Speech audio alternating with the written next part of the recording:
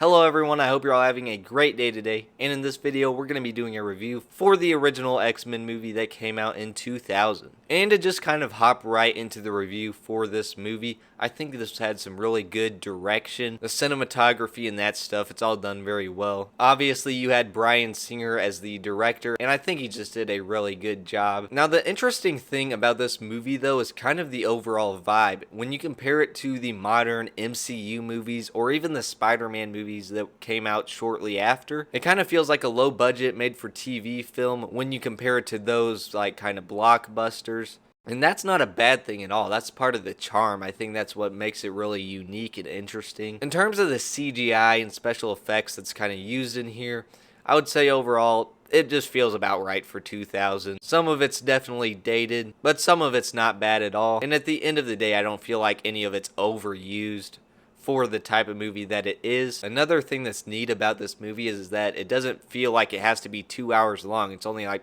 roughly an hour and 45 minutes. It feels like Marvel movies these days think they're required to be 2 hours long as a minimum, but this movie does not overstay its welcome at all. But what was done really well with this movie was probably the casting. Obviously, you have Hugh Jackman as Wolverine, and he wasn't even the studio's first choice, but he wound up being probably one of the most perfect castings in cinema history. He was the first live-action Wolverine actor, and he still hasn't been replaced in 20 plus years. Obviously, he's returning for Deadpool and Wolverine, and he's finally getting a comic-accurate suit, but we'll talk about the suits later. And just other characters like Rogue were perfectly casted as well, I would say. You also had James Marsden as Cyclops. That was really good. Patrick Stewart was definitely the perfect choice for Professor X, and obviously you had him return in the Multiverse of Madness as a different version of the character, but still pretty neat. And Ian McKellen was definitely the perfect choice to be Magneto. So all in all, the casting was just really well done. That was probably this film's biggest strength. And when it comes to the story, overall I would say it's pretty good.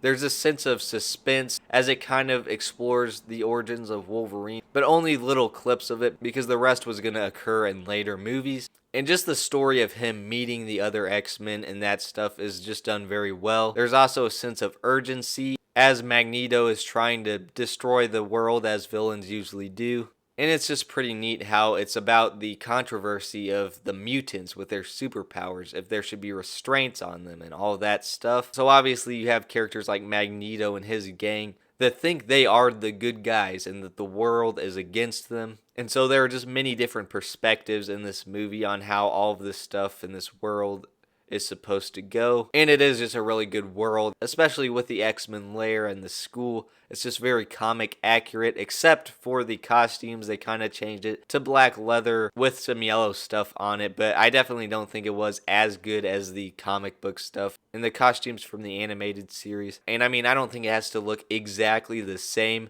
but they could have made it look a little bit different, a little bit better, and they could have at least given Wolverine some sort of mask.